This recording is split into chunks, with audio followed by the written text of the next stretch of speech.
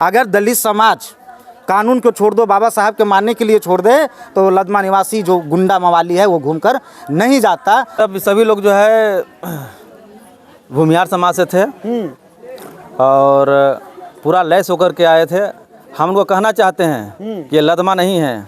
अगर तुमको गाड़ में दम है तो तुम चैलेंज करके आओ। ये लदमा नहीं है, नारदीगंज है। वो भूमिहार जाति से हैं और वहाँ जो है एक माहौल पैदा करने के लिए आए कि दलितों को डराकर, गरीबों को डराकर हम ज़मीन कब्जा करेंगे। भीम आर्मी के जो है जिलाध्यक्ष हैं धर्मेंद्र राजवंशी जी यहाँ पे आए हैं। क्या कुछ मामला है, क्या कुछ यहाँ पे देख करके ऑब्जर्व किए, वो बताइए। पहले तो आपको आभार जो आपने समय दिया, गरीब असहाय को आवाज़ों को आपने बुलंद करने का काम कर रहा है।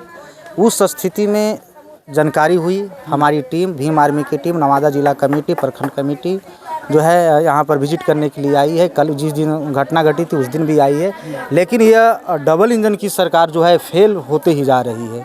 आए दिन दलितों पर जो शोषण अत्याचार जो बढ़ा है, अभी आपने बता रहा है, लोगों के द्वारा सुना जा रहा है कि 97-98 में जो है अग्री जाति के द्वारा जो है जो पर्चा मिला था दलित समाज को, वो जो 97-98 में पर्चा दिया किसी कर्मचारी के द्वारा जो है वो अग्री जाति को कर दिया गया।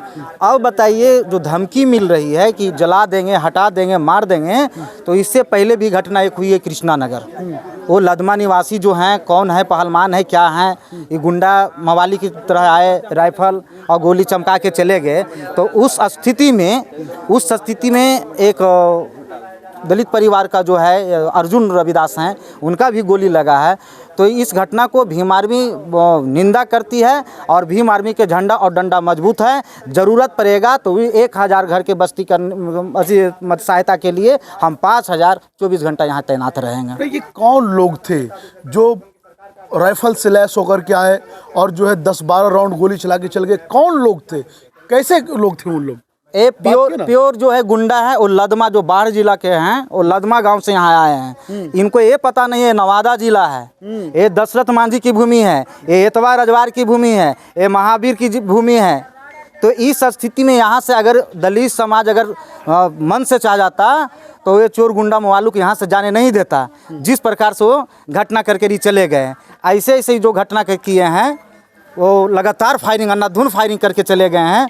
जिसमें आप वीडियो जो वायरल हो रहा है उसमें आप देख रहे हैं कि अपने समाज के लोग मना कर रहे हैं कि हमारे तरफ से इस तरह की घटना नहीं होनी चाहिए। अगर दलित समाज कानून को छोड़ दो, बाबा साहब के मानने के लिए छोड़ दे, तो लदमा निवासी जो गुंडा मवाली है वो घूमकर नहीं जाता। अब बताइए नवादा जिला नारदीगंज से आप लदमा का देखिएगा तो 150 किलोमीटर से 200 किलोमीटर के दूरी पर है। कितना हिम्मत हुई। और सुनने में आ रहा है कि वो जो गुंडा था वो पुलिस कस्टडी से फरार हो गया। आखिर पुलिस पर भी सवालिया बन रही है। वो भूमिहार जाति से हैं और वहाँ जो है एक माहौल पैदा करने के लिए आए कि दलितों को डराकर, गरीबों को डराकर हम ज़मीन कब्जा करेंगे। अरे भाई, तुमको तो ये भी पता नहीं है कि नवादा जिला है कि गया जिला है, और खुद ही कह रहा है कि कौन सा जिला है, तो तुम्हारा ज़मीन कैसे हो गया? तुम्हारा ज़मीन कैसे हुआ? शुक्र मनाए कि एक्टिव व्यक्ति यहाँ नहीं था।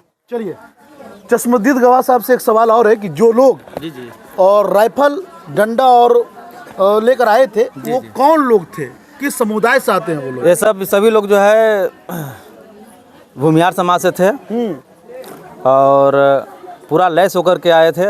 हम उनको कहना चाहते हैं कि ये लदमा नहीं है। अगर तुमको गाड़ में दम है तो तुम चैलेंज करके आओ।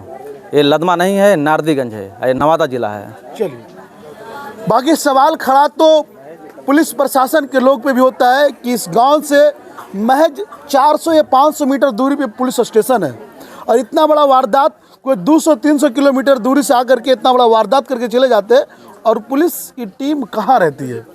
कैसे इतना बड़ा वारदात हो जाता है? तो सवाल तो श्रीमान आपसे ही बनता है कि आपका पुलिस बल क्या कर रही है?